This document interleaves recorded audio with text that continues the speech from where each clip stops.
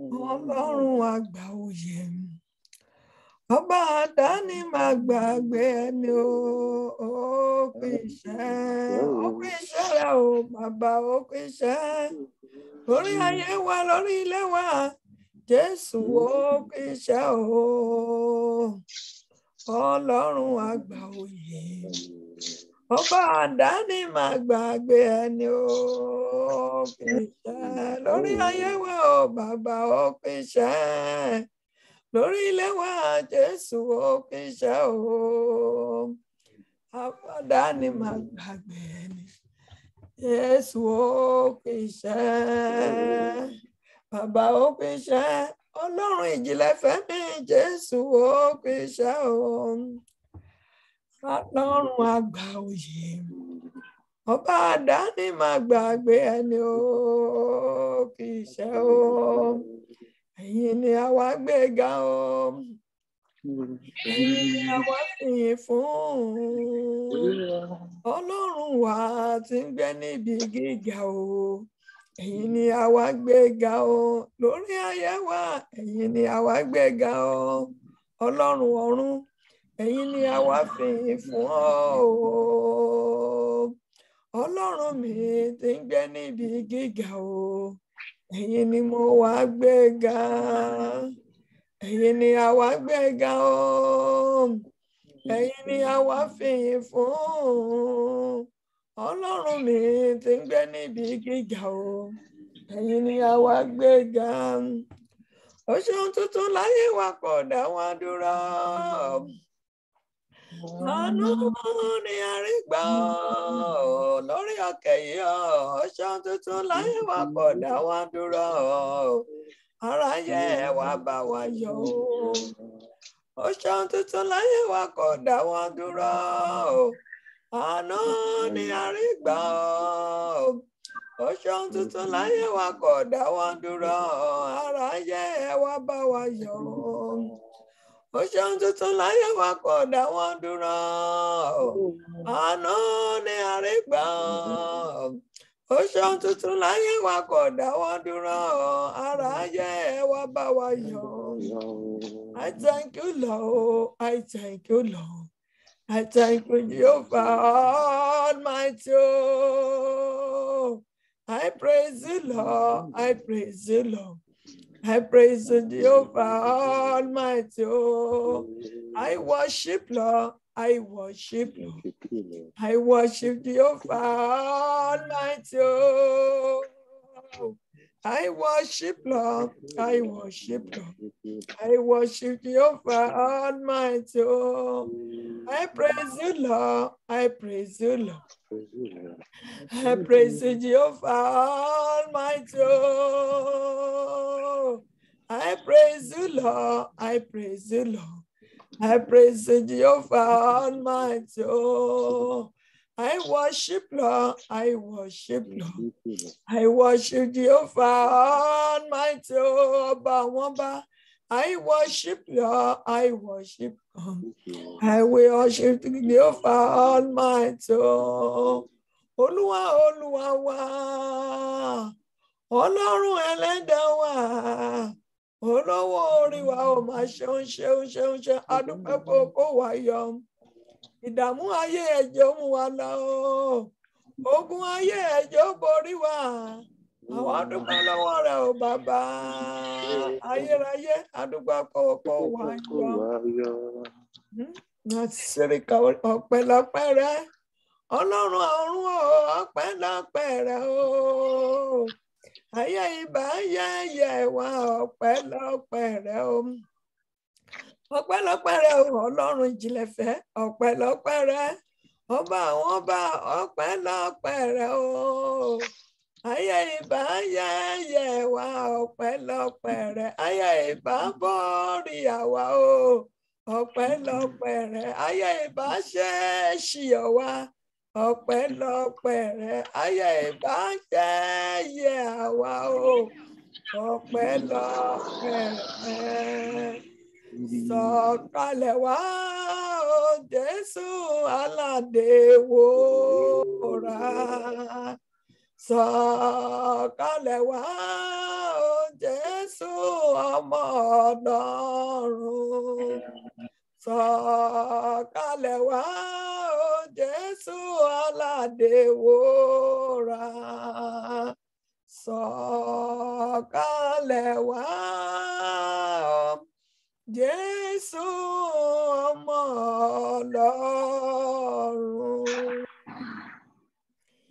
Brother mi sister ọmọ ẹja bẹ́ẹ̀ sì máa dúpẹ́ lọ́wọ́ Ọlọ́run ẹja gbé Ọlọ́run ga agbára Ọlọ́run lèmi àtẹ́yìn fi mí o ọ̀tá fẹ́ ká wà láàyè o ọmọ Ọlọ́run ṣe fún mi ló yẹ pé ọpẹ́lọpẹ́ Ọlọ́run ọpẹ́lọpẹ́ Ọlọ́run gbogbo àwọn ẹ̀rí tá à ń rí jẹ́ yìí ọ̀tá fẹ́ ká ṣe kí ni o kò fẹ́ ká rí ẹ̀rí jẹ́ gbogbo plan ọ̀tá ní ó ń retí ìbànújẹ́ ṣùgbọ́n Ọlọ́run fi àjùlọ hàn bóun ni Ọlọ́run lórí wa lórí òkè yìí agbára tá à ń béèrè ọ̀dẹ̀ táwọn yẹn ó gbé wa ró ó dẹ̀ ń ṣẹ́gun fún wa ẹni tó bá gbẹ́kẹ̀lé agbára yìí lójú kì í tì í ẹjá lọ síwájú Ọlọ́run ẹjá bẹ̀rẹ̀ sí máa dúpẹ́ lọ́wọ́ Ọlọ́run pé Olúwa mo dúpẹ́ lọ́wọ́ rẹ fún agbára rẹ tẹ́ fi fún mi mo dúpẹ́ fún oore ọ̀fẹ́ tẹ́ fún mi láti dé ẹ̀yìn Ọlọ́run tó ní gbogbo agbára nìkan mọ̀ mo yan ológo pé ẹ̀yin nìkan ló ń jí Ọlọ́run ní gbogbo ọ̀nà mi ó yá àdúrà ọpẹ́ lórúkọ Jésù ní orúkọ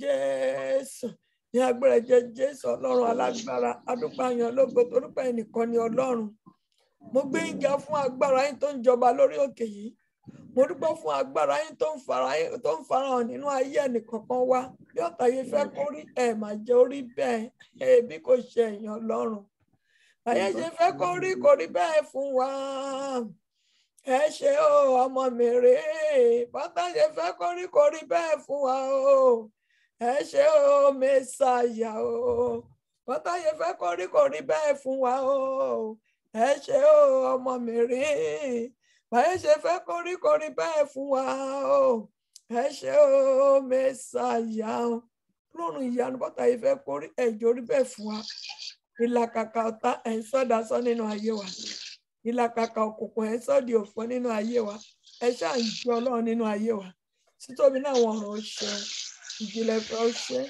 awí máa yẹ wọn ó ṣe ọba àwọn ọba ó ṣe olúwa àwọn olúwa ó ṣe kò sẹ́ni tó dàbí ẹ̀yin Ọlọ́run ẹ̀yin náà ṣáà ni ẹ̀yin ṣáà láwí máa yẹ wọn yes ẹ̀yin ṣáà lálẹ́ wí lè ṣe o.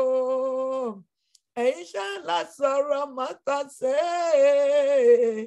a sọ̀rọ̀ mátàsé o àwí máa yẹ̀hùn ẹ̀yin ṣá la wí máa yẹ̀hùn o ẹ̀yin ṣá la lè wí lè ṣe ẹ̀yin ṣá la sọ̀rọ̀ mátàsé o a sọ̀rọ̀ mátàsé o àwí máa yẹ̀hùn.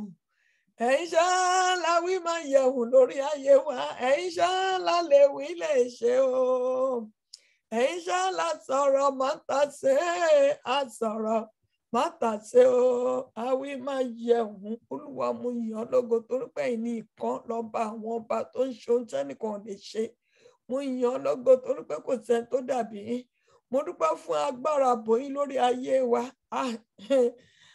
àánú la rí gbà o láti January lórí ayé ẹnì kọ̀ọ̀kan wa lórí prayer line yìí mo yàn o kì í ṣe mímọ̀ ṣe wa o ẹ̀já gba lẹ́tà ẹ̀já kọ lẹ́tà fọ̀ sílé o àyàn ológo pé ẹ̀jẹ̀ ká bẹ́nikẹ́ni dárò lórí òkè tradisia ẹ̀yin nìkan lẹ lè ṣe yìí o ọ̀pọ̀lọpọ̀ agbára yín tá à ń béèrè every week tó ń gbé wa ró àìmọ̀ agbára yín tẹ́ fi ń dì wá mú agbára yín tẹ́ fi ń dáàbò bò wá agbára yín tẹ́ fi ń dá wa tẹ́ fi ń já wa gbà ẹ jẹ́ kí ejò ayé kó gé wa jẹ kìnìún ayé ẹjọ́ gbé wa mì Olúwa ó ṣe o aṣọ ikú ẹ fàyà lọ́rùn wa kò tó kú ẹ di pa gbogbo ọ̀nà tọ́nà tọ́ta dí ẹ̀dẹ̀bẹ̀ sí ńlá ẹ̀sọ́ lórí burúkú dolórí ẹ̀sọ́ àgàndọ́ lọ́mọ gbogbo ẹni tó níbùjókòó ayé ń fún wa níbùjókòó ayé àwọn tó wà nínú oyún ẹ̀ ń sọ wọn láyọ̀ àwọn tó ní iṣẹ́ ń pèsè iṣẹ́ fún wa tó ní lẹ́tà ayọ̀ ẹ̀ fún lẹ́tà ayọ̀ agbẹ́yìnga lọ́pọ̀lọpọ̀ àánú la rí gbà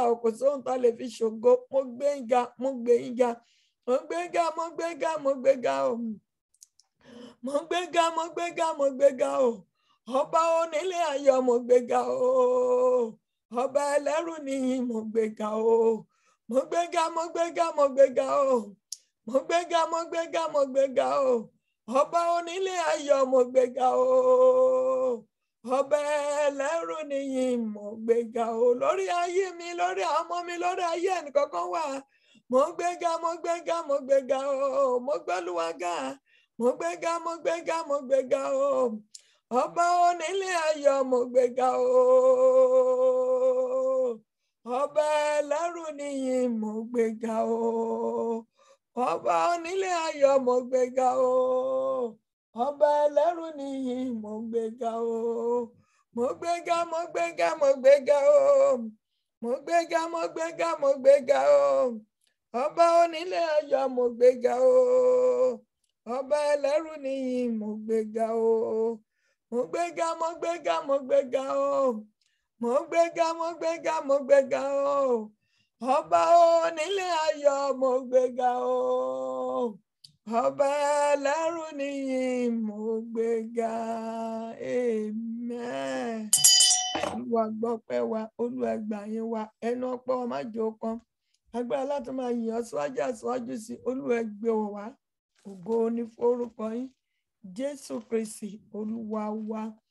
Amen.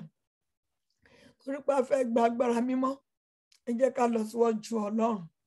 Ọlọ́run yẹn sọ fún wa nínú Psalm 51. Ó ní Olúwa ṣàánú fún mi gẹ́gẹ́ bí ìṣeun ìfẹ́ rẹ, gẹ́gẹ́ bí ìrònú ọ̀pàánú rẹ, nínú ìrékọjá mi nù kúrò. Nínú ìrékọjá mi nù kúrò torí pé a fẹ́ gba agbára mímọ́ lọ. Ó ní wẹ̀ mí ní àwẹ̀mọ́ kúrò nínú gbogbo àṣeyọdé mi, kó sì wẹ̀ mí kúrò nínú kíni o, nínú ẹ̀ṣẹ̀ mi. Jẹ́ ká lọ síwájú Ọlọ́run torí pé mo fẹ́ gba agbára mímọ́.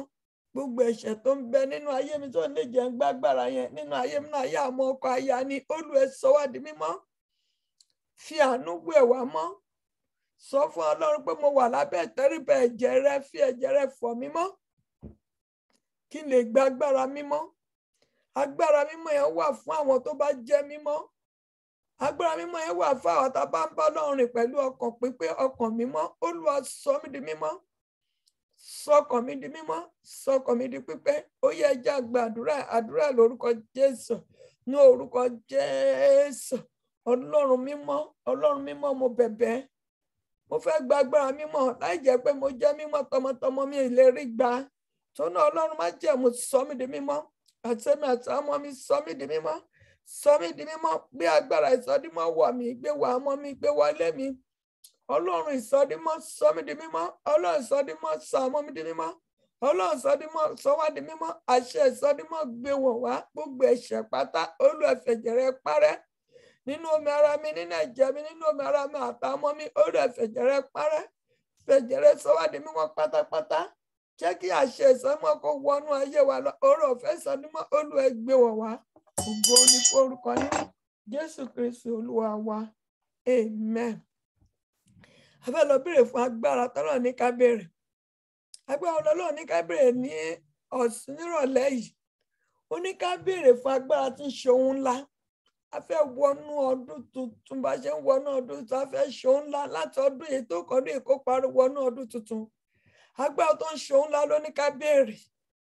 Agbára tó ń ṣe ohun ńlá táwọn èèyàn máa ní báwo la ṣe ṣe. Náà máa sọ pé agbára ńlá agbára tó jẹ agbára lọ ló fún olóore ọ̀fẹ́ láti ṣe ohun ńlá. Béèrè fún agbára yẹn o. Agbára tí ń ṣe ohun ńlá, ohun tó ń ṣe tẹ́lẹ̀ yẹn àwọn nǹkan kéékèèké ni. Ẹ̀rí tá à ń yá tẹ́lẹ̀ ẹ̀rí kéékèèké ni. Agbára tí ń jẹ́ èrò ohun ńlá. Agbára tí ń jẹ́ èrò ohun ńlá. Agbára tó máa ní èmi ní. Agbára tọ́rọ̀ wa yóò fi di àríyànjiyàn. Agbára yẹn lọ́lọ́run ní ká béèrè. Ẹni tó ní agbára ẹnìkan ló lè ṣe ohun ńlá. Agbára yóò lè méèyàn ṣe ohun ńlá o. Téèyàn bá lọ tó bá lọ agbára lé ayé tó ló fi kó ọrọ̀ jọ, ọrọ̀ náà tún máa lọ sílẹ̀ ni. Ṣùgbọ́n téèyàn bá ní agbára tó ń ṣe ohun ńlá, oh my God, a máa ga sí ni. Ẹ lè rí kó lọ sílẹ̀. Tó bá ti lè dúró lórí òtítọ́ yẹn tí ń ṣe Jésù Kristi. Òun ní sọ ní di ńlá. Òun ní gbéniga. Òun ní sọrí ní dà pé wà pèsè. Ibi tó tààrọ pọ̀ títọ́, á ló ìṣẹ̀ bẹ̀rẹ̀. Òun ló máa fàyè wa yangàn. Ibi táyé bá sọ pé kò sí ọ̀nà, ibi yẹn ló máa lànà sí. Ibi táyé bá ti rò wá pín, á wá gbé wa dìde, kí ló lè ṣe agbára tún sọ ní di ńlá ni níbo láyé ti rò ẹ́ pin níbo láyé sọ pé kò sí ọ̀nà níbo láyé ti fi ẹ́ ṣe akọ níbo láyé ti ń gbéraga sí ẹ béèrè fún agbára ẹ nírọ̀lẹ́ yìí wọ́n rí pé agbára yẹn á ṣe kí ni o á gbé ẹ dìde kọjá ibi táwọn ò lè rò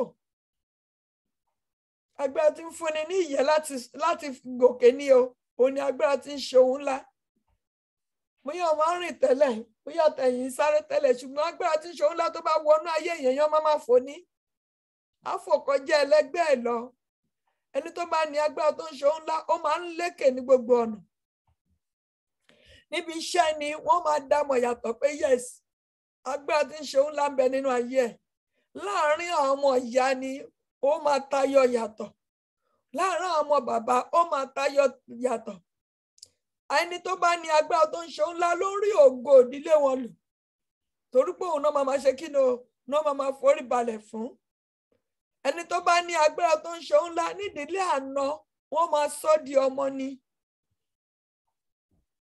ẹni tí tàn máa ṣe wọn ní tí bàbá lágbájá ọba síbẹ̀ tí ìyá lágbájá ò síbẹ̀ ó gbọ́dọ̀ ṣe kí ni àwọn lè ṣe kankan kọ́ lọ pè wá agbára tó ń ṣe ohun ńlá nìyẹn ẹni tó bá ní agbára tó ń ṣe ohun ńlá wọn ń tánù níbi gbogbo wọn ń tánù tó náà fẹ́ béèrè fún agbára yẹn Olúwa agbára tí ń ṣe ohun ńlá òun ló ní ká béèrè o tí a máa dán máa wò wá pé ṣáwa ni àbáwá kọ́ bá ṣe ń béèrè ẹjọ́ torí Ọlọ́run ẹjá béèrè fún àwọn ọmọ wa ọmọ tó ń bẹ nínú ẹjá béèrè fún ọkọ ẹjá béèrè fún aya ẹjá béèrè fún ọkọ máa ya mọ́ Olúwa agbára tí ń ṣe ohun ńlá bí mo ṣe ń wọnú ọdún tuntun lọ Olúwa gbé wọ̀ mí ohun tó lọ́ọ̀ ní ká béèrè nìyẹn ó fẹ́ ṣe ohun ńlá fún wa Ọlọ́run fẹ́ fi wá yan ọgàn ní nàìjíríà o láti sátọ̀dẹ̀ tó ń bọ̀ tá bá ti lè ṣe president ẹ̀ rí ọ̀nà tọ́lọ̀ máa gbà nínú ayé wa kò ní sí ẹ̀gàn mọ́ kò ní sábùkù mọ́ ó máa fún wa ní ìsinmi àwọn ọmọ rò pé ṣèmi nàbẹ́mi kan gbogbo ibi táyé tí ń gàn wá yẹn lọ́kọ́ sílẹ̀ orí la máa jẹ́ orí ni agbára tí ń ṣe ohun ńlá kí lọ́lọ́run ò lè ṣe ó ní pẹ̀lú Ọlọ́run ohun gbogbo ní ṣíṣe tó náà fẹ́ lọ béèrè fún agbára yẹn ẹ já wọnú Psalm 126 ẹnìkan bá mi kà 1 to 3 Psalm 126 1 to 3 ẹnìkan náà lè bá mi ṣí Jeremiah 33 2 to 3 náà a fẹ́ ka méjèèjì yẹn a fẹ́ gbàdúrà lórí agbára tí ń ṣe ohun ńlá agbára tí ń ṣe ohun ńlá òun la fẹ́ béèrè fún ọ ṣé kò tí sẹ́ni tó débẹ̀ ẹja ṣe mo fẹ́ ká máa gbé báíbù lágbára wa lórí òkè yìí o mi ò fẹ́ ká máa ṣe nǹkan ní ọgbọ́n orí wa òun ní agbára wa agbára tí ń ṣe ohun ńlá màkàórí kẹsìn bá jẹ́ yóò bá jẹ́ níṣẹ́ ẹja ṣìkàkà agbára tí ń ṣe ohun ńlá màkàórí kẹsìn torí kẹsìmà Psalm 126 1 to 3 ṣé kò tí sẹ́ni tó débẹ̀ tó wá débẹ̀ kó jọra ẹni kúrò ní mùtì o agbára tó ń ṣe ohun ńlá èèyàn máa ń tayọ nídìílé ìyá nídìílé bàbá nídìílé ọkọ nídìílé àná níbi láyìíká àtàgbègbè agbára tó ń ṣe ohun ńlá mo dẹ̀ gbàdúrà bí Ọlọ́run ṣe ń bẹ tẹ́mi ẹ̀ ń bẹ Ọlọ́run á gbé agbára yẹn wọ̀n wá lọ́wọ́lọ́wọ́ báyìí in the mighty name of Jesus Christ. Amen. Amen. God bless you. When the Lord the Lord turned again the captivity of Zion, we were like them that dream. Then was our mouth filled with laughter and our tongue with singing. Then said they among the heathen, the Lord has done great things for them. Exactly. Verse 3.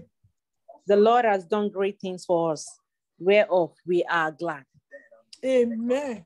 Mo gbàdúrà bí agbára ohun tó ń ṣe ohun lábá ti wọnú ayé wa ohun ńlá tọ́nà máa ṣe fún wa tínú wọn máa dùn tó máa bá a gbégbá ọpẹ́ lórí òkè yìí á wọnú ayé wa lọ in the mighty name of Jesus Christ. Agbára tó ń ṣe ohun ńlá tá a fi ń gbàgbé ìlàkọjá wa agbára yẹn á wọnú ayé wa lọ in the name of Jesus Christ. Agbára tó ń ṣe ohun ńlá tí à ń dá àti ẹni rántí ogun tá a ti là kọjá mọ́ sí ayọ̀ ọmọ kún. Mo gbàdúrà lọ́lọ́bà agbára yẹn Olúwa gbé wọ̀ wá in the name of Jesus Christ. Amen. Amen. ó nígbà tó Ọlọ́run mú ìkólọ Síónì padà kí ló ṣe ó ná dàbí èèyàn ńláńlá kí ló lè mú ìkólọ wa padà kí ló lè sọ ìtàn wa kó yí ìtàn wa padà sí ọ̀tún òun ni tí agbára Ọlọ́run yẹn bá wọnú ayé wa agbára Ọlọ́run yẹn nìkan ló lè mú turn around wọnú ayé wa o mọ́mí dádì kò sí agbára mìíràn gbogbo àgbáyé tó lè mú turn around wọnú ayé wa kò sí agbára mìíràn ní ayé tó lè sọ á di ńlá kò sí agbára mìíràn náà tó lè kọ ìtàn wa tó lè yí ìtàn ayé wa padà ẹ jẹ́ kí èmi àti ẹ̀ka béèrè fún agbára tẹ́ from Saturday tó ń bọ̀ àti bọ́ sínú ọdún tuntun lórí òkè yìí ohun tuntun gbọ́dọ̀ tó máa ṣe kí ni o kó máa fa nínú ayé wa gbọ́dọ̀ ṣe ohun tuntun wọnú ọdún tuntun agbára ti ń ṣe ohun ńlá òun ló máa ń tún ìtàn èèyàn kọ wọn ni ẹ wọlé ìdí tó ẹ tẹ wo sísà tó ẹ pé kò tẹ̀ níṣẹ́ lọ́wọ́ ó mà ti níṣẹ́ òun ló mà ti lọ látà àwọn tó wà lẹ́gbọ̀n tẹ́lẹ̀ o tó bá ti lọ látàrọ dalẹ̀ kó tó dé wá ní ẹ wo ẹni tó tẹ̀rọ pé kò lè gbé ọmọjọ́ òun ló mà fọmọ lọ́mú yìí ìtàn ẹ̀ ti yí padà agbára tó ń ṣe ńlá ló dẹ̀ lè yí tẹ̀yàn padà ẹsẹ̀ wo sísà tó wà nílé dáìdì ẹ̀ látijọ́ yìí ọmọ àti mú gèlè ẹ̀yẹ kan fẹ́ ṣèyàwó agbára tí ń yí tẹ̀ ayé ni padà ní agbára tí ń ṣe ohun ńlá ẹni tó yẹ pé iṣẹ́ ẹrú ló ń ṣe tẹ́lẹ̀ ìmídẹ́lẹ̀ ti lẹ́tà yẹ̀ ń tẹ̀ lọ́wọ́ òun náà bẹ́ẹ̀ ti ṣe kí ni ó fi ṣe ṣàkó ń béèrè fún ó ń fi ṣe yangàn pé lè ní mo fẹ́ ṣe agbára tí ń ṣe ohun ńlá ni kò ń jẹ́ kéèyàn ṣiṣẹ́ ẹrú kò jẹ́ kéèyàn tó ń jẹ ẹrú ìbọ́dà mi kọta jọ ń sọ̀rọ̀ ká tó bẹ̀rẹ̀ ọ̀nà almost 5 years tó bá máa jáde ó ṣe máa lọ máa wọ tírẹ̀nì ó máa lọ máa wọ mọ́tò onígbà tí wọ́n gbà tó lọ́n pèsè mọ́tò fún last month òun náà ló sọ ó ní kò síbi tó ò lè gbé mọ́tò yẹn lọ ní gbogbo nǹkan tó ń nílò máa wà ń bẹ̀ nípa máa wọ̀ bí aṣọ máa wà wúlò wà rò pé ìgbádùn ju kéèyàn ní mọ́tò ó ní ìgbádùn ju kéèyàn lọ máa wọ mọ́tò lọ agbára tó ń ṣe òun lánàá Ọlọ́run ló lè ṣe ibi ìrọ̀rùn tó yẹ kó lọ ó máa padà ṣùgbọ́n tó bá ní mọ́tò ó ṣe máa òpòwò wàhálà ẹ̀ tẹ̀ máa pọ̀ jù jàre agbára tó ń ṣe òun ńlá lọ́kọ́ sí gbogbo wa lọ́lọ́ máa tù lára lórí òkè in the name of Jesus Christ gbogbo ipò tá a wà ní ọdún tó kọjá bí Ọlọ́run ṣe ń bẹ tẹ́mi ń bẹ kò ní bá wọ praise night ìjọ Friday in the name of Jesus Christ Ọlọ́run á gbé agbára tó ń ṣe òun ńlá tó ń ńlá máa fara nínú ayé wa tó máa fara nínú ìdílé wa tó máa fara nínú ayé wa gbogbo ibi táyà ti ń gàn wá tó ń sọ pé kò sí ọ̀nà àbáyọ Ọlọ́run á dójú tì wọ́n a máa béèrè bá ṣe ń béèrè lẹ́mẹ̀ta àbẹ̀sì máa sọ tẹ́lẹ̀ ohun tá a fẹ́ sínú ayé wa olódàbẹ́ ni tí ń lálàá tí agbára tó ń ṣe ńlá bá wọnú ayé wa a máa rò pé ṣèmi ni àbẹ́mi kọ́ turubọ́dà yẹn ó máa rò pé ṣèmi ni èmi náà ni mo dẹni tí mo wá mọ́tò ní express ìgbà tó kọ́ gbùdà tẹ́lẹ̀ àyíká àdúgbò nìkan ló lè gbédé ó ṣùgbọ́n òun ti ń bọ́ sáìwé ń sìn máa lọ máa padà torúpọ̀ agbára tó ń ṣe ńlá ti wọnú ayé ẹ̀ bẹ́ẹ̀ gẹ́gẹ́ gbogbo ọ̀nàkọ́nà tá náà ń béèrè fún ìyanu yẹn agbára yẹn bó bá ṣe ń wọnú ayé wa agbára ohun ìyanu tá à ń bẹ á wọnú ayé wa lẹ́sẹ̀kẹsẹ̀ in the name of Jesus Christ. ó nígbà náà ni ẹnu wa kún fún ẹ̀rín ẹni tó bá ní agbára tó ń ṣe ńlá lẹ́nu ẹ̀ kún fún ẹ̀rín ó ní kì í banújẹ́. mo gbàdúrà ohun ńlá látọrí tẹ̀tọ́lọ̀ máa ṣe fún wa tẹ́nu wa máa fi kún fún ẹ̀rín lọ́wọ́lọ́wọ́ báyìí ohun ńlá ẹ̀ kó wọnú ayé wa lọ kó wọnú ayé àwọn wa àtọkọ lọ in the name of Jesus Christ. ẹni tó tẹ̀ lọ́kọ tó máa pàdé ọpẹ tó máa níṣẹ́ mi náà èmi tí mò ń dá gbé tí mò ń dá fà mo máa ti wà nílé ọkọ mi èmi tí mi ò tẹ̀ lóyún rí mo àti lóyún mo àti fọmọ lọ́mù agbára tó ń ṣe ńlá ẹni tó ń ṣe ẹrú tó ti gba lẹ́tà ayẹ̀ tó ti ń ṣiṣẹ́ níbi the best place ẹni tó ń mánéjì pẹ̀lú èèyàn kan tẹ́lẹ̀ tó ti dẹni tó ń ṣe kí ni o tó ń dẹ́gbẹ́ létà rẹ̀ agbára tó ń ṣe òun ńlá ẹ̀wọ̀n kan láti bí 2 months lọ́nà sọ pé òun fẹ́ fún wa ní kọ́kọ́rọ́ ilé kọ́kọ́rọ́ mọ́tò òun ńlá ẹni mo fẹ́ kẹ́ máa ó ní ẹ dá sí mi lọ́rùn ó lè má ṣe rohun tàná mọ́ ó lè bẹ̀sí máa rohun tuntun olóhùn aláàánú bí tó sọ̀nà olóhùn amọ́ mi jáde ńlẹ̀ gbígbẹ́ mọ́mí dáàdì ẹja bẹ̀sí máa rohun ńlá a fẹ́ lọ gbàdúrà sìn ó nígbà náà ó ní àwọn mi kó àwọn wa kún fún orin nígbà náà ni ó wí nínú àwọn kèfèrí pé Olúwa ṣe ńlá fún wa ìgbà làwọn tó yí wa ká máa ní Olúwa máa ṣe ńlá fún Olúwa máa ṣe ńlá fún wọ́n rántí nígbà tá a ṣe second year of this anniversary ní tá a ṣe praise day second year ó dà pé 2017 2016 takọ bẹ̀rẹ̀ ṣí àyẹn 12 dozen la rent èrò dẹ̀kun náà pàtó ní second one yẹn àwọn kan wá bẹ̀ sí wàwà wí wọ́n ya èṣù fẹ́ yá wọn lù. How you doing, man? Nígbà tó wá débẹ̀ mo wá àwọn rent ṣí à 12 again ṣùgbọ́n kí náà wá sọ wọ́n ní àwọn kan wá sọ pé ẹni tó sọ̀rọ̀ náà ló tó wá bá mi jọ́ kejì o oníṣẹ́ àtọ̀ mọ́mì tí kò lọ tò ta ló fẹ́ dúró sínú ẹ̀ ta ló fẹ́ jókòó sínú ẹ̀ wọ́n bẹ̀ sí ṣe kí ni o wọ́n ẹ̀mí iyèméjì wọnú ọkàn wọn àbí méjì ẹ̀ bẹ̀ sí wá wá wí ṣùgbọ́n within 30 minutes 1 hour within 30 minutes ibẹ̀ ẹ̀ dẹ̀ fún ẹ pé ṣé àyàn tí wọ́n gbà wọ̀nyí ṣé àtàtì nínú ṣọ́ọ̀ṣì náà tí lọ kó wá ó wá dídọ́ kejì nìyẹn ikọ̀ wá ṣe wá ń bẹ̀ pé mọ́mí ọlọ́run yá wọn lánàá òun ò tiẹ̀ mọ̀ pé ibẹ̀ lè rí bó ṣe rí yẹn bẹ́ẹ̀ lọ̀rọ̀ wọ́n dè máa rí nìyẹn in the name of Jesus Christ bí tó ti rò pé a lè jẹ́ kankan ọlọ́run á surprise wọn á mọ̀ pé ọlọ́run alààyè ń bẹ nínú ayé wa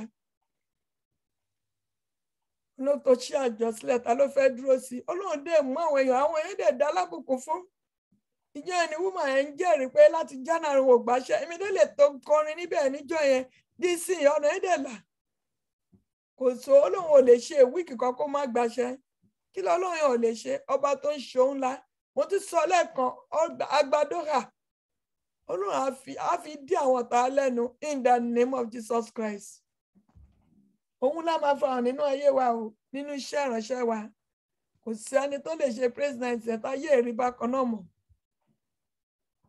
ayé tiwa náà tọ́nà ra ni máa wọnú ayé wa in the name of Jesus Christ kíkí ká fi ọkàn kíni o ọkàn ìgbàgbọ́ wá yin Ọlọ́run tọ́nà la ṣe fẹ́ béèrè fún agbára ìtagbára bá wà nínú ayé wa nílé dáàtú Ọlọ́run òun ńlá la máa lò torí pé agbára ti wọnú ayé ó ní Olúwa ṣe òun ńlá fún wa nítorí náà la ṣe kíni o la ṣe ń yọ̀ agbára tí ń ṣe òun ńlá ta máa fi yọ̀ trout láti òní lọ nínú ọkàn wa Olúwa gbé wọ̀ wá àwọn ẹ̀rí lọ́tún ló sì tí wọ́n ti ẹgbẹ́ wọn pé yes God is our side kò dẹ̀ ní fi wá sílẹ̀ lórúkọ tó bàbá àti tọ́mọ àti tẹ̀mí mọ́ agbára tó ń ṣe òun ńlá ó ń bẹ láàyè kò yí padà kódà kan ní láti àgbà tó lọ sí president ti Nàìjíríà ló lọ ń gbà Nàìjíríà ló wà kò lọ sí iṣẹ́ lọ́dún wọn lóṣù ìyá Sátánì dá ọ̀tá ìjókòó pẹ̀lú àìsàn kan pẹ̀lú ìgbà tó lóun gbé àìsàn kúrò tó lóògùn àìsàn ṣá ó dẹ̀ ti níbi tó ìwà ń dé àwọn ibi tó ti ṣẹ́ tẹ́lẹ̀ àwọn náà ti pè padà ibẹ̀ mò ń bá sọ̀rọ̀ lánàá ó níbẹ̀ ló ń wà wọ́n sọ ó ní òun tẹ̀lé dúró lọ́wọ́ ńlá ibẹ̀ ló máa lọ torí pé òun ọkọ̀ tó lọ́n ṣe fún lọ́dún tó kọjá agbára tó ń ṣe òun ńlá nìyẹn ẹ jẹ́ ká ṣe ọkàn àpáyá láti gba agbára yẹn náà ká náà lè ṣe kí ni o ká lè gbẹ ẹ̀kúnrẹ́rẹ́ ìbùkún ní just Friday night vigil yẹn tẹ́bẹ̀ gẹ́gbẹ́ tó máa dín nẹ́sẹ̀ ẹ̀gbọ́n tó ń kàn wá wọ́n rí ògo Ọlọ́run kà nínú ayé wa pé yes Ọlọ́run bẹ nínú ayé wa Ọlọ́run tó dẹ̀ ń bẹ nínú ayé wa kò ní fi wá sílẹ̀ lórúkọ tí bàbá lórúkọ tí ọmọ àti lórúkọ tí ẹ̀mí mọ́ in the name of Jesus Christ. ẹ jẹ́ wá lọ sínú Jeremiah 33:3 yẹn kí wá wo nǹkan tọ́lọ́run sọ fún wa níbẹ̀ Jeremiah 33:3 bó ṣe fẹ́ ká lè gbàdúrà láti bá Ọlọ́run sọ̀rọ̀ ó ní 2-3 ó ní báyìí Olúwa wí ẹni tó ń ṣe Olúwa ẹni tó ń ṣe Olúwa tó ti pinnu rẹ̀ Ọlọ́run ti pinnu ẹ̀ ó ẹni ọba tó ń ṣe láti fi ìdí wa múlẹ̀ Olúwa ni orúkọ rẹ̀ ó nìkan ló lè sọ ọ́ di ńlá ó nìkan ló lè fi ìdí wa múlẹ̀ ó nìkan ló lè gbé ọ lọ síbi gíga ó nìkan ló lè polongo ayé wa ó nìkan ló lè sọ ayé wa di ẹ̀rí ibi táyé ti rò pé ó ti tán ó nìkan ló lè gbé wa ga ìwọ brọ́dà mi tọ́lọ́ ń pèsè mọ́tò fún àwọn kan ń gan nínú ilé wọn tẹ́lẹ̀ ṣùgbọ́n sì wọ́n ti mọ̀ pé agbára kan ti ṣe kí ni ó ti wọnú ayé ẹ̀ that is power of God ó ní képe mi ó lè mi yóò dá ọ lóhùn ó lè mi yóò fòun ńlá àti agbára hàn tí wọ́n ṣe kí ni tí ò mọ̀ kí lọ́lọ́run ní ká ṣe képe Ọlọ́run pé Olúwa fi tálọ́run bá gbé agbára ńlá wọ̀ wá agbára tó ń ṣe ńlá a máa fòun ńlá hàn wá a máa tọ́ wá sí ìgbésẹ̀ àlùyọ the next step tó yẹ ká gbé a máa darí wa síbẹ̀ òun ni ọba tó lè ṣe ohun gbogbo nínú ohun gbogbo, òun nìkan ni kò sí ẹlòmíràn, òun ni ọba tó ń ṣe ohun tí ẹnìkan ò lè ṣe. Ó ní pẹ̀lú Ọlọ́run ohun gbogbo ní ṣíṣe. Ó ní pẹ̀lú Ọlọ́run gbogbo ní ṣíṣe. Níbo ló ti ń dàtú Ọlọ́run? Níbo ló ti ń ṣe iyèméjì? Níbo ló ti rò pé Ọlọ́run ò lè ṣe? Oníyèméjì ò lè rí ohunkóhun gbà lọ́wọ́ Ọlọ́run o. Tó náà ẹja kọ lọ síwájú ọ̀gá tó lọ béèrè fún ẹgbẹ́ ẹlẹ́mẹ̀ta. Olúwa gbogbo ohun tá fi iyèméjì pè nínú ayé mi bá mi fọ́ tún ti gbòǹgbò tí gbòǹgbò. Gbogbo ẹ̀mí àgbàgbọ́ Olúwa fọ́ tún ti gbòǹgbò tí gbòǹgbò. Gbogbo ẹ̀mí iyèméjì pé gbogbo mi tó ti rọra ẹ pé ó ti tọ́ jàre. Iyèméjì ni. Gbogbo ìlàkọjá yẹn Ọlọ́run fẹ́ fi gba ògo ni sọ fún Ọlọ́run. Gbogbo ẹ̀mí iyèméjì nínú ayé gbogbo ibi tí mo tún fẹ́ ran Ọlọ́run lọ́wọ́. Olúwa fọ́ tún ti gbòǹgbò tí gbòǹgbò. Ṣẹ́rí kò sẹ́ni tọ́lọ́run ò dá láti sọ di ńlá. Gbogbo àtọ́run Ọlọ́run lọ́wọ́ tọ́lọ́ ń ṣe ògo owó ṣe gbẹ̀yẹ. Gbogbo Ọlọ́run ti dápọ̀ máa ṣe rere, ó máa lówó, ó máa dẹni ńlá. Ṣùgbọ́n tó bá lọ ràn lọ́wọ́, wọn ò ti ní gbádùn owó, wọn ò ti ní pẹ́. Kò sí nǹkan tí èèyàn ràn Ọlọ́run lọ́wọ́ tó ń last. Bẹ́ẹ̀ ìrànlọ́wọ́ Ọlọ́run òun nìkan ló máa ń last. Ẹ já lọ síwájú Ọlọ́run. Olúwa gbogbo ibi tí mo ti ṣe iyèméjì, gbogbo tí mo ti ń doubt, gbogbo ìgbésẹ̀ tí mo ti gbé tó nílé jẹ́ ń gba agbára ńlá yìí, Olúwa dáríjì mi, wẹ̀ mí tọkàn tara. Ẹ já lọ síwájú Ọlọ́run. Àdúrà lórúkọ Jésù. Ní orúkọ Jésù, ní agbára Jésù, ayérayé Ọlọ́run máa jẹ̀mú, ọba àwọn ọba, olúwa àwọn olúwa, ọba tó ń ṣe ohun tẹ́nìkan ò lè ṣe. Ìjìnlẹ̀ ìfẹ́, olúwa àwọn olúwa, Ọlọ́run àwọn ọ̀run. A yìn ológo torí pé kò sẹ́ni tó dàbí yín, kò sí alágbára bí yín láyé àti lọ́run. Olúwa àwọn olúwa, ṣe Olúwa ẹ gbà ọpẹ́ wa, Olúwa ẹ wá gbà yín wa, Olúwa ẹ gbà ọpẹ́ wa, Olúwa ẹ gbà yín wa. Ọlọ́run wa bẹ̀bẹ̀ ní wákàtí gbogbo ẹ̀ṣẹ̀ pátá tó nílé jẹ́ ń gba ohun ńlá ní wákàtí. Iyèméjì ni, àìgbàgbọ́ ni, nínú ayé àmọ́ nínú ayé ẹnìkọ̀ọ̀kan wa. Olúwa ẹ dáríjì. Dúró ti ẹ̀jẹ̀ ń tẹ́tọ́ sílẹ̀ lókè Káfárì. Olúwa ẹ sọ wá di mímọ́. Agbára ìsọ di mímọ́ Olúwa ẹ gbé wọ̀ wá. Olúwa sọ wá di mímọ́. Ọ̀run ò sọ wá di mímọ́. Alágbára láyé sọ wá di mímọ́. Olóore ọ̀fẹ́ sọ wá di mímọ́. Ẹ̀jẹ̀ ìsọ ìwẹ̀ mọ́ ó yá máa ṣàn nínú ayé wa. Máa ṣàn nínú ayé wa. Máa ṣàn nínú ayé wa. Máa ṣàn nínú ayé wa. Máa ṣàn nínú ayé wa. Ẹ̀jẹ̀ sọ di mímọ́ ó yá máa ṣàn, máa ṣàn, máa ṣàn, máa ṣàn, máa ṣàn, máa ṣàn, máa ṣàn, máa ṣàn, máa ṣàn, máa ṣàn. Jésù Kristi Olúwa wa. Amen. Ẹ já lọ síwájú Ọlọ́run. Ẹ já bá Ọlọ́run sọ̀rọ̀. Ẹ já kọ sí Ọlọ́run. Olúwa, mò ń béèrè fún agbára tí ń sọ ni di ńlá. Agbára tí ń sọ ni di ńlá. Agbára tí ń ṣe ohun ńlá. Agbára tí ń sọ ni di ńlá. Agbára tó rí mi yóò fi di àpéwà àpèsè. Agbára tó ń fi mi ní Olúwa ṣe ohun ńlá fún mi tí màá fi yọ̀. Tí màá fi yọ̀ ní bí mo ṣe ń wọnú ọdún tuntun lọ, tí ayọ̀ mi máa kún láti Sátidé tó ń bọ̀, tó pé ohun tí mi ò lè ṣe tẹ́lẹ̀ máa bẹ̀ sí máa ṣe. Agbára tó ń ṣe ohun ńlá. Agbára tí ń sọ ni di ńlá. Olúwa gbé wọ̀ mí. Olúwa gbé wọ̀ ọmọ mi, gbé wọ̀ ọkọ máa yá mọ́, gbé wọ̀ ìdílé mi. Ó yẹ já sọ di àdúrà ní orúkọ Jésù. Ní agbára Jésù, ayérayé Ọlọ́run máa jẹ̀mú ìgbà tí òdodo. Mo ké pè yìí o. Mo fẹ́ jẹ́ kí ayọ̀ mi kó kún, kẹ́rìn kó gbẹnu mi kan. Kó máa béèrè pé abáwọn ọmọ iṣẹ́ kí máa ní Jésù alààyè ni. Olúwa agbára tí ń sọ ni di ńlá. Agbára tí ń ṣe ohun ńlá. Olúwa gbé wọ̀ mí. Agbára tí ń sọ ni di ńlá. Olúwa gbé wọ̀ mí. Agbára tí ń sọ ni di ńlá. Olúwa gbé wọ̀ mí. Gbé wọ̀ ọmọ mi. Ẹ jẹ́ gbàdúrà yẹn. Agbára tí ń sọ ni di ńlá. Olúwa gbé wọ̀ mí. Agbára tí ń sọ ọmọ mi dẹni ńlá. Olúwa bá mi gbé wọ̀ wọ́n. Ọmọ kan máa yá ọmọ ní agbára sọ di ńlá. Ẹ béèrè. Jákọ́ ẹjẹ́ àgbà ní kọ̀ọ̀kan.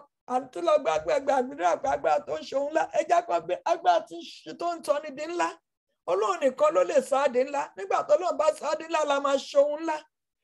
Agbára tí ń sọ ni di ńlá. Olúwa gbé wọ̀ mí. Gbé wọ̀ mí.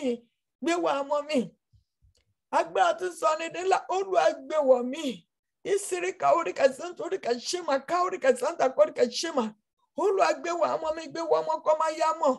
Olúwa láìsí agbára mi ò lè dá lọ síbi kíbi mo fẹ́ tẹ̀síwájú mo fẹ́ lọ síbi ńlá mo fẹ́ lọ síbi gíga agbára tí ń sọ ni di ńlá agbára tí ń gbé ni ga Olúwa gbé wọ̀ mí gbé wọ̀ ọmọ mi gbé wọ̀ ọmọ kó má yá mọ́ mo fẹ́ kí ṣẹ̀ránṣẹ́ lọ síbi ńlá agbára tí ń gbé ṣẹ̀ránṣẹ́ lọ síbi ńlá agbára tí ń sọ ṣẹ̀ránṣẹ́ dídí lọ síbi ńlá Olúwa gbé wọ̀ ṣẹ̀ránṣẹ́ yìí agbára tí ń sọ ni di ńlá Olúwa ẹ sọ̀kalẹ̀ sínú ṣẹ̀ránṣẹ́ sọ̀kalẹ̀ sínú ayé mi sọ̀kalẹ̀ sínú ayé àwọn ọkọ máa yá ọmọ mi sọ̀kalẹ̀ sínú ayé wa agbára tó sọ ní dílà Olúwa sọ̀kalẹ̀ sọ̀kalẹ̀ sọ̀kalẹ̀ sọ̀kalẹ̀ sọ̀kalẹ̀ sọ̀kalẹ̀ sọ̀kalẹ̀ sọ̀kalẹ̀ sọ̀kalẹ̀ sọ̀kalẹ̀ agbára tó sọ ní dílà látọrí tẹ Olúwa gbé wọ̀ wá agbára bíi ti yàrá òkè Olúwa gbé wọ̀ wá gbé wọ̀ wá gbé wọ̀ wá agbára bíi ti yàrá òkè gbé wọ̀ wá gbé wọ̀ wá bàbá gbé wọ̀ wá agbára bíi ti yàrá òkè gbé wọ̀ wá gbé wọ̀ wá bàbá gbé wọ̀ wá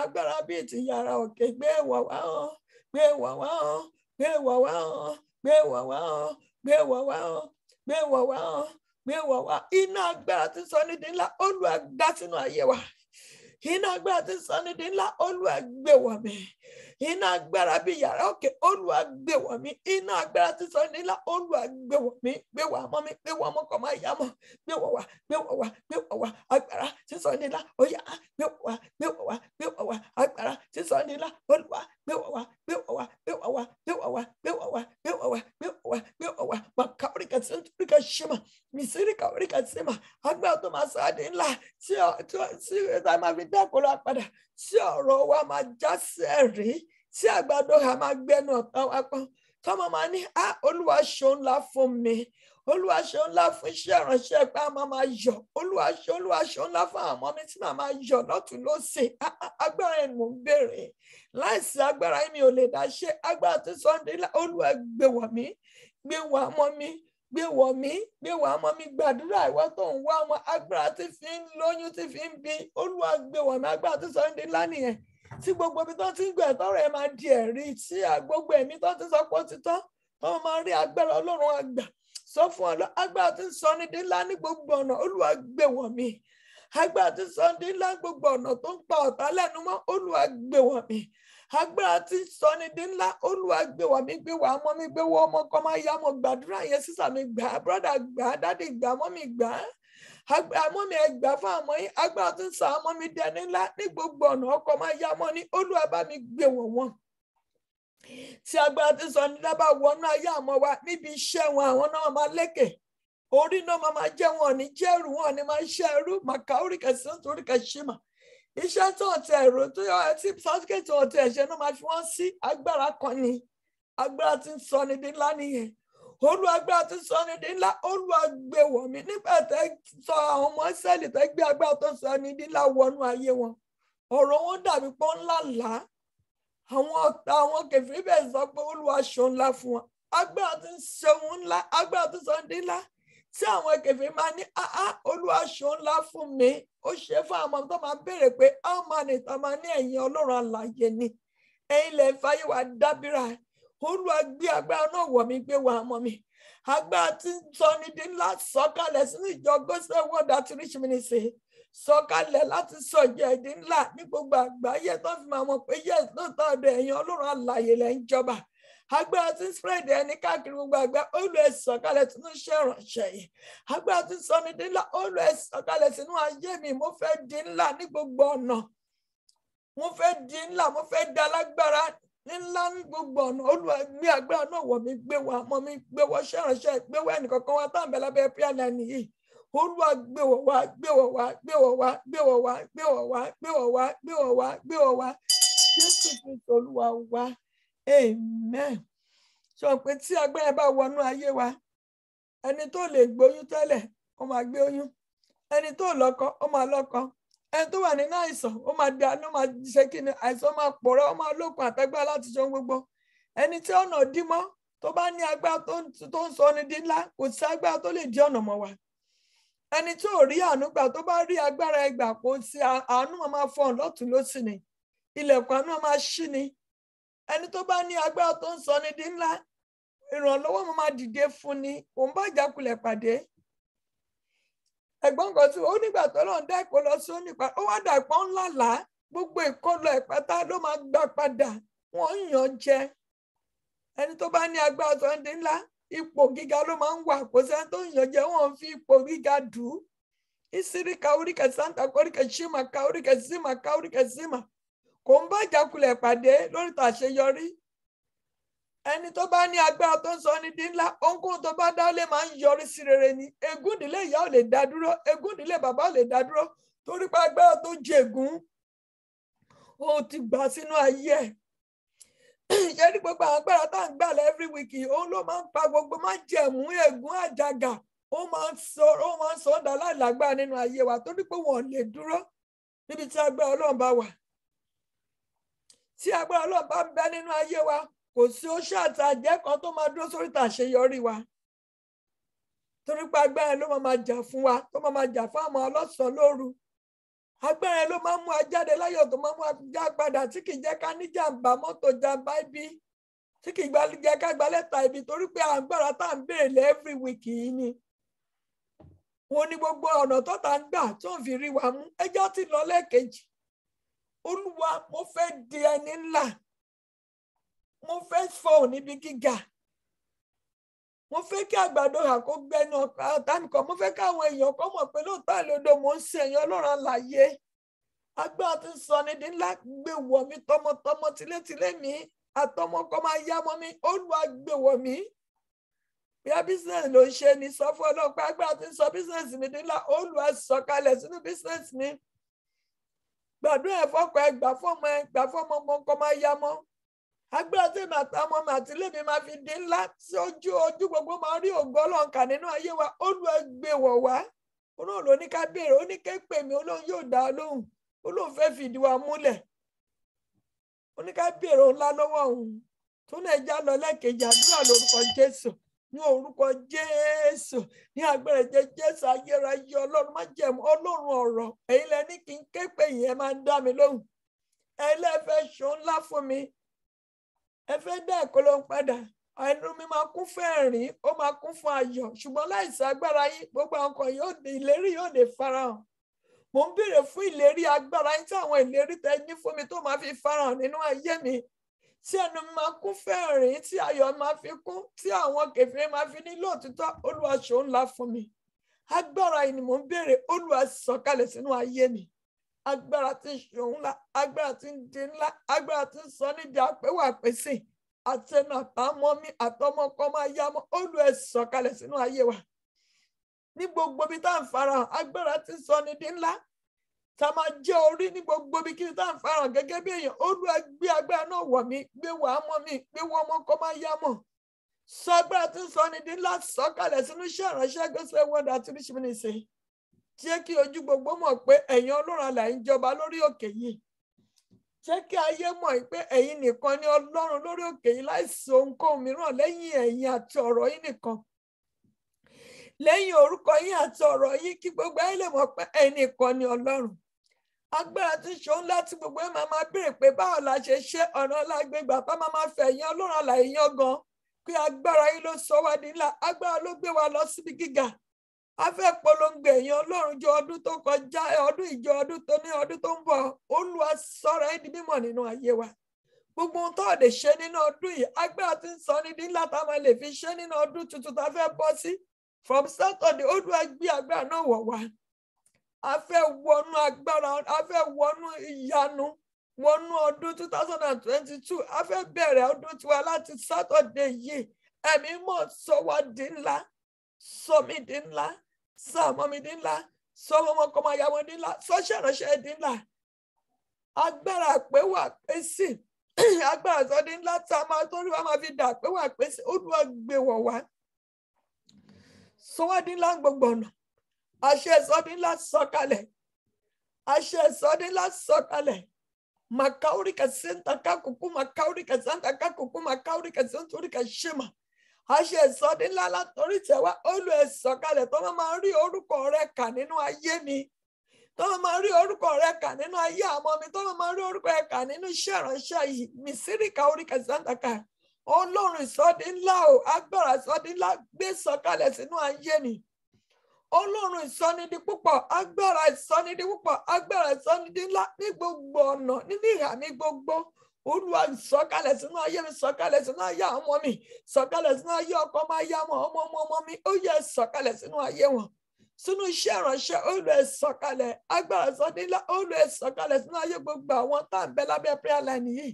Àtàtà ìmọ̀ tún wò ní àtàwà Nàìjíríà, àtàwà lókè òkun ní Olúwa sọ agbára ìsọnidi ńlá sọ̀kalẹ̀ sínú ayé wa. Polongo ayé wa, Ọlọ́run má jẹ̀mú.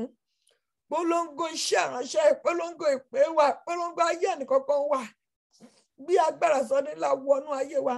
Àní tó bẹ́ẹ̀ gẹ́ tí àwọn kèfèrí máa fi rí pé Olúwa ṣeun ńlá fún wa. Olúwa gbé agbára ìwọ̀ wá, gbé wọ ọmọ wa, gbé wọ ilé wa, gbé wọ ìdílé wa, Màkàórí Kàsímà, Ìsírí Kàórí Kàsímà, agbára tó ìsọnidi ńlá tí gbogbo ẹ̀gàn máa fi pòórá nínú ayé wa. Olúwa gbé wọ̀ wá in the mighty name of Jesus Christ. Amen. Amen. Ẹja ti lọ gbà lẹ́ẹ̀kẹta ká tó lọ fi àwọn agbára ẹ̀ máa béèrè ohun tá a fẹ́. Ẹja ti sọ fún Olúwa mo fẹ́ ṣohun ńlá nínú ọdún tuntun. Agbára tí ń ṣohun ńlá gbẹ́ ló máa béèrè. Agbára tí fi ń ṣohun ńlá.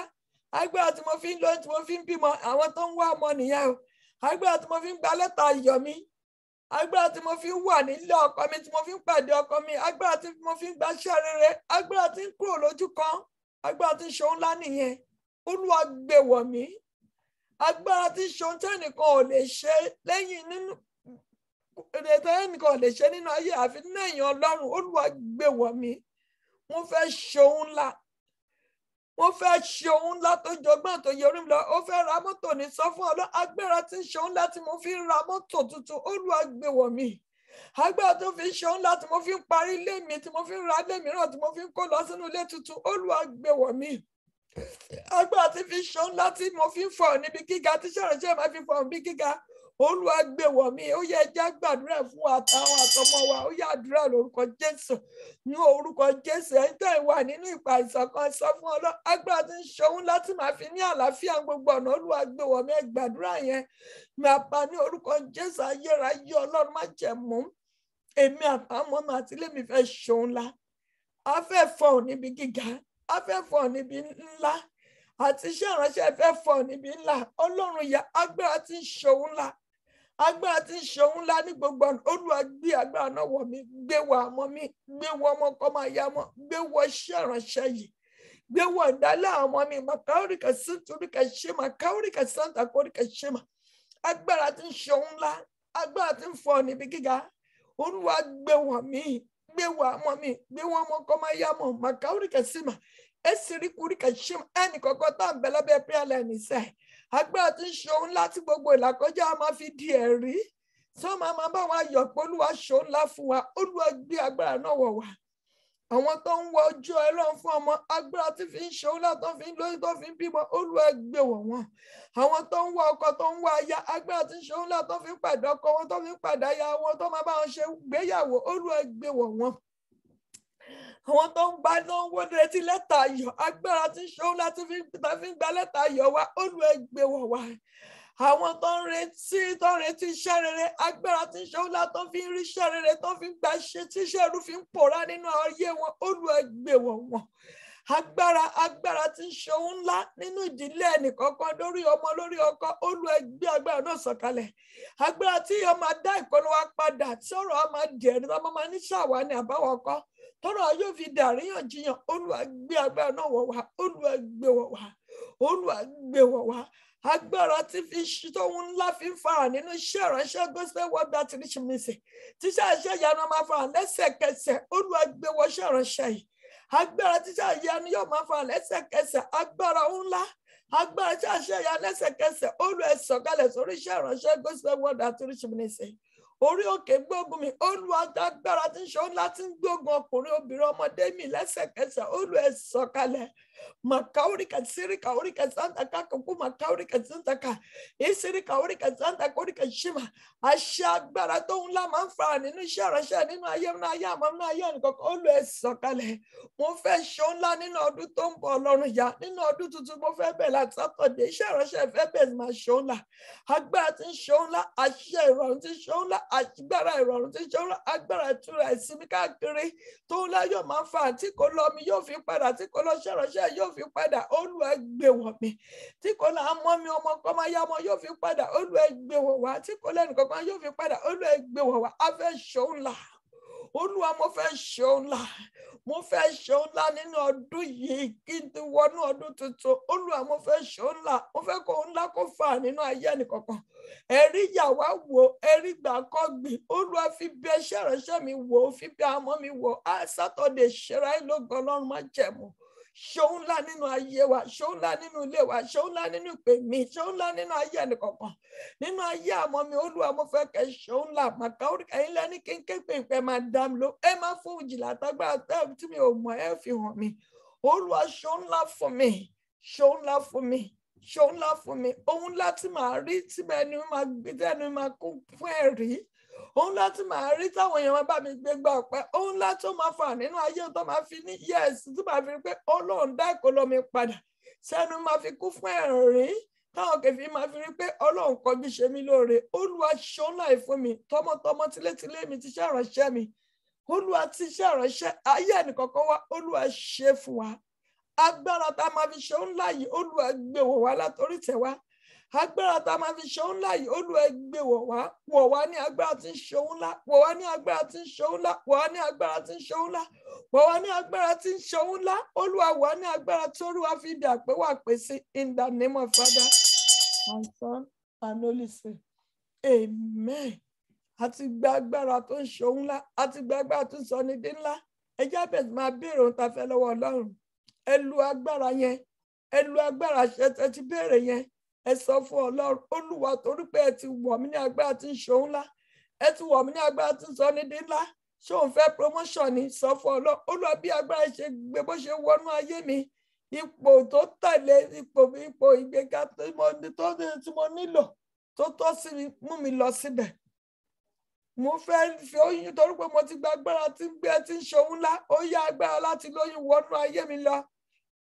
à ń gẹ́gẹ́ bẹ́ẹ̀ ó yẹ jíṣẹ́ ayọ̀ fún mi lẹ́tà ayọ̀ Olú ẹ fi lé ẹ máa béèrè nǹkan tẹ́ fẹ́ torí pé mo ti gba agbára tí ń sọ ní dín ńlá tí ń ṣeun ńlá ó yá àìsàn jáde nínú ayé mi ìwòsàn wọnú ayé mi wá kí gbogbo ayé lè bá mi gbégbá ọpẹ́ máa béèrè nǹkan tó máa bá ẹ gbégbá ọpẹ́ ohun tó máa fi bẹ́ẹ̀ rẹ́rìn-ín béèrè àníkàn lè bá mi bí wégèlè ẹ̀yẹ kébí náà lè ní ibìjókòó ayọ̀ agbára tó ń láyò fà nínú ayé mi iṣẹ́ ohun ìyanu ìmá fà nínú ayé máa béèrè nǹkan tó fẹ́ kó fà nínú ayé ẹ̀ mọ́tò ní ilé ni kí ló fẹ́ iṣẹ́ rẹ ni lẹ́tà ìwé ìgbélú ẹni sọ fún Ọlọ́run Olúwa mi ò fẹ́ iṣẹ́ ẹrú mọ́ ó yá gbogbo ohun tí bá dá ọlé látòrí lọ kó máa yọ sí rere láti iṣẹ́ rere kó máa fà nínú ayé mi ó yẹ jábẹ̀ tó máa béèrè nǹkan tá fẹ́ ká máa béèrè fún ààbò Olúwa torí pé a ti gba agbára tó ń ṣeun ńlá ààbò Ọlọ́run gbọ́dọ̀ dájú lórí mi lórí àwọn ọmọ mi lórí ilé mi ó yẹ àdúrà lórúkọ Jésù ní orúkọ Jésù Ọlọ́run máa ń jẹun ipa tí òdodo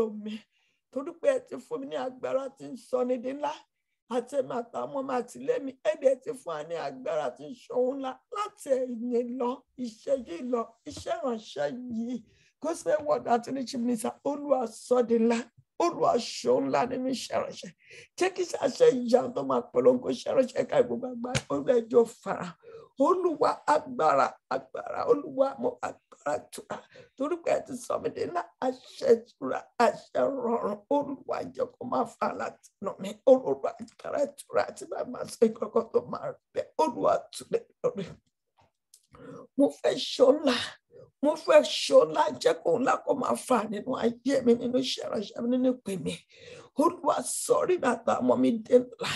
Jẹ́ kí ògo rẹ̀ kó bú jáde nínú ayé mi. Dá ìkólọ́ mi padà, dá ìkólọ́ àmọ́ mi padà, dá àlàáfíà mi àtàwọn mi padà, dá ìgbéga padà. Ohun rere tẹ́ ti gbà lọ, Olúwa ẹ dá padà.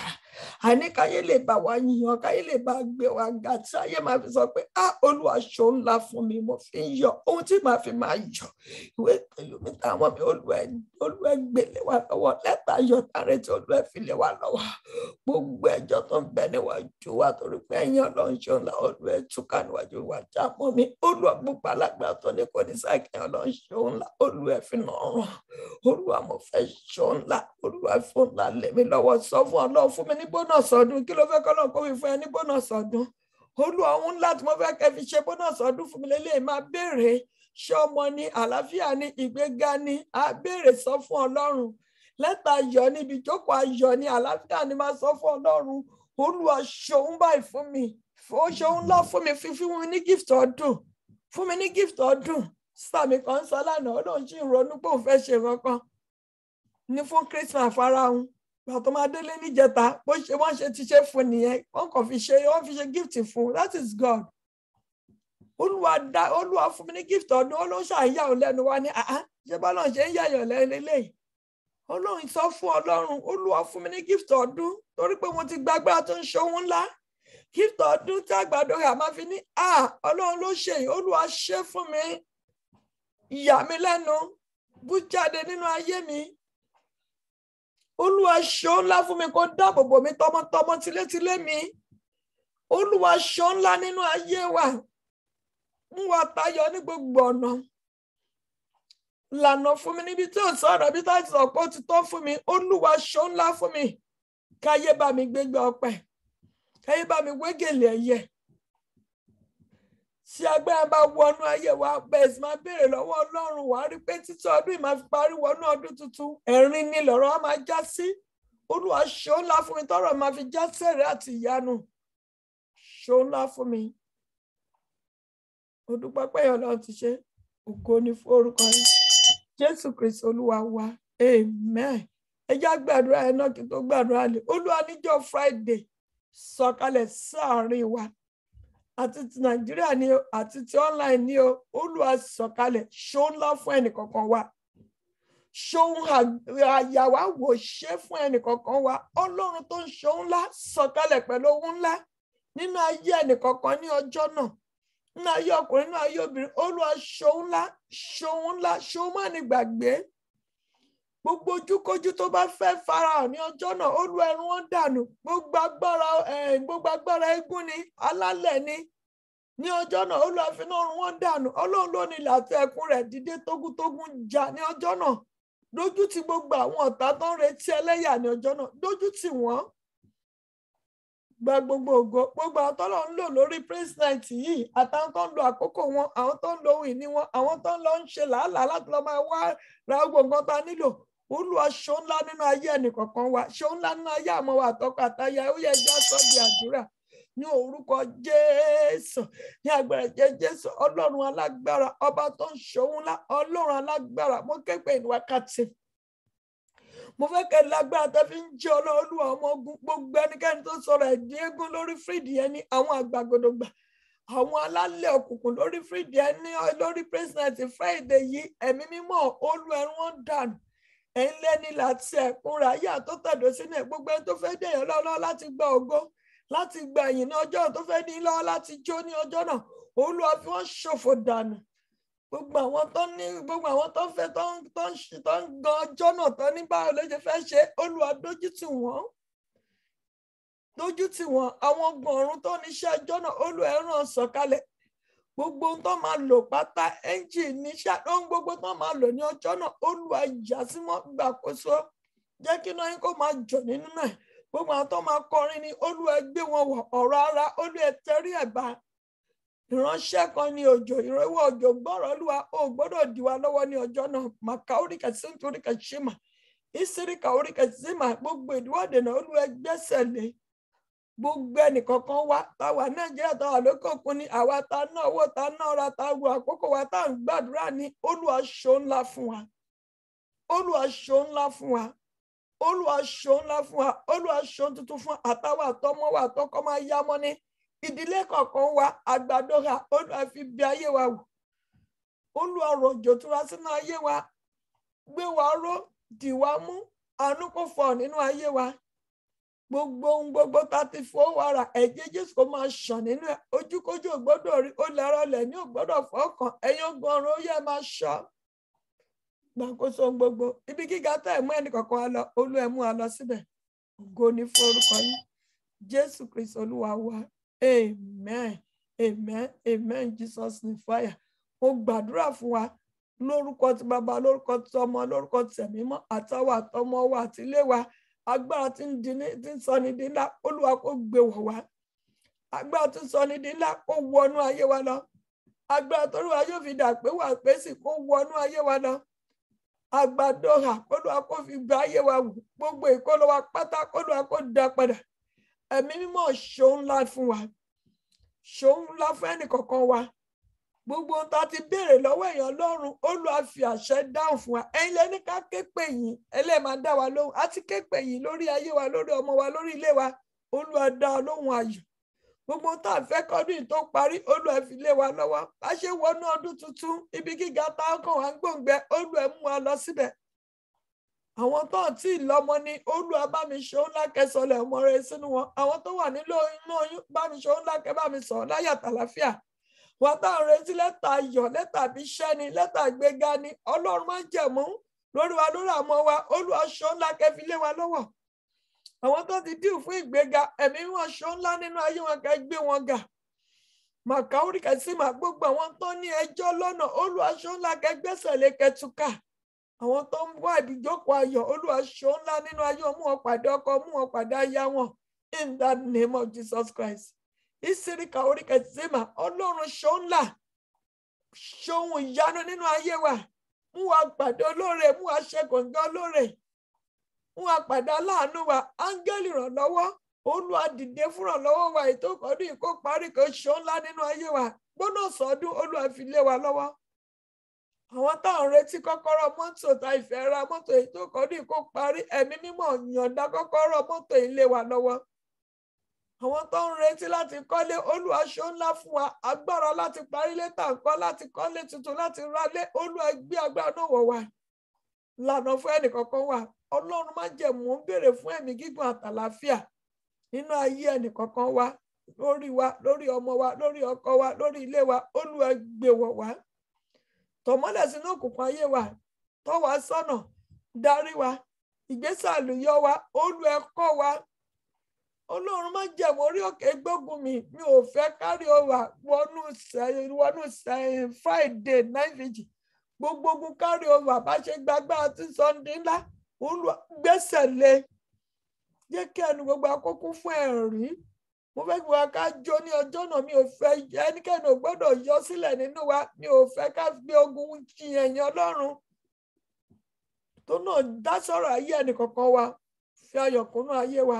Lẹ́ẹ̀kan sí gbogbo àtọ́lọ́ ń lò fún president yẹn, àní ṣaláìní ohun tó dára láyé wa, in the name of Jesus Christ. Kọ́lọ́run kó ṣe ńlá fún wa, Kọ́lọ́run kó dá wa lóhùn ayọ̀, kí ayọ̀ wa kó kún. Ẹ̀rí kó gbẹnu wa kan o. Èmi àti ẹ̀yin nígbà tá a máa pàdé ní prayer line ní ọjọ́ náà, ọkàn wa ti balẹ̀ rí àti gbẹnu wa kan. Gbogbo ìdíwọ́ ìdènà lórí prayer line ní ọjọ́ náà, k'Olúwa kó dáná sun. Gbogbo ìdíwọ́ ìdènà tó nílé já kọ̀nẹ́ẹ̀tì, iná orí pẹ́ kó jó wọn run. Gbogbo agbára tó fẹ́ dúró sórí connection ní ọjọ́ náà, k'Olúwa kó pa ọrùn, Olúwa gba àkóso gbogbo. Jẹ́rìí ara yín, fara yín hàn. Àdúgbò pẹ́ ti ṣe òjò ìbùkún, òjò ìyanu, Olúwa ẹ̀rù ọ̀lẹ́ wa lórí. Bí wọ́n ṣe ń súre fún wa tọkàntọkàn, ogun ọ̀run súre fún èmi náà àtẹ̀bí mi, in the name of Jesus Christ. Olúwa ṣàdúrà fún èmi àtàwọn ọmọ mi náà, in the name of Jesus Christ. Ó ti dára fún wa o, ayọ̀ ní tiwa o, àbọ̀ náà ti dájú lórí wa o. A ti bẹ̀rẹ̀ ọdún ìpẹ̀lú ayọ̀ àtàlàfíà, ẹ̀rí àti ìdùnnú la máa fi parí ẹ̀. In the mighty name of Father and Son and Holy Spirit. Lẹ́ẹ̀kan sí Olúwa fi Nàìjíríà dé ńlọ, Olúwa ẹ̀ máa jọba. Àlàáfíà kó jọba ní Nàìjíríà. Ìlú tẹ́lẹ̀ kọ̀ọ̀kan wà, àlàáfíà kó jọba. Àìsàn tó ń kù níta ẹ̀ má jọ kàn wá, má jọ kan lé wa, má jọ kẹ́bí wa. Rò wá sínú ẹ̀jẹ̀ rẹ̀, jẹ́kẹ̀jẹ̀ kó yí wa ká. Ògo àtọ́lá yẹ orúkọ yín. Jésù Kristi Olúwa wa. Àmín. Àmín. Àmín lórúkọ Jésù. Praise God. Our Lord is good all the time. Ẹ jẹ́ àyà kúrò nínú mo ti kà ṣe ọ̀fẹ́, ó ti dára fún wa. Àmín. Lórúkọ Jésù. Amen. Ẹ jẹ́ àyà kúrò nínú mo ti. Ẹ jẹ́ ká ṣe ọ̀fẹ́ ní ṣọ̀kan. Ó yá oore ọ̀fẹ́. Oore ọ̀fẹ́ Jésù Kristi Olúwa wa. Ìfẹ́ mọ́tò Ọlọ́run. Ìdàpọ̀tà àwọn èèyàn mi. Ìpalẹ̀ bí àdàbà. Bàbá ìgbé. Gbogbo aláyàtọ̀ pọ̀ mọ́. Olúwa ní tòótọ́ yóò wà ní ọjọ́ ayé wa gbogbo.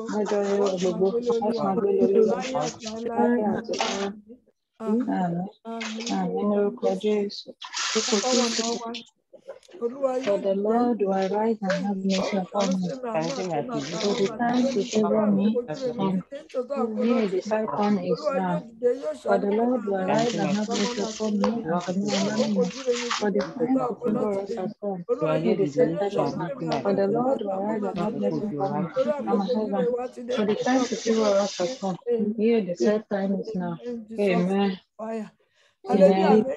Praise God. Hallelujah. Hallelujah. Hallelujah. Hallelujah. Hallelujah. Hallelujah. Hallelujah. Our Lord is good all the time. Thank you. God bless you. Amen.